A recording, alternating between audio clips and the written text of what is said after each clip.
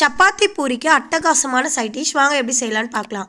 ஒரு குக்கரில் 3 spoon oil விட்டு ஒரு துண்டு பெருங்காயம், ஒரு 15 பல்லு பூண்டு நல்லா ஃப்ரை பண்ணிவிட்டு ஒரு துண்டு இஞ்சி போட்டு நல்லா வதக்கிட்டு பச்சை மிளகா ஒரு 3 எடுத்துருக்கேன். உங்கள் காரத்துக்கு ஏற்ற மாதிரி பச்சை மிளகா கூட்டவோ குறைக்கவோ செஞ்சுக்கலாம்.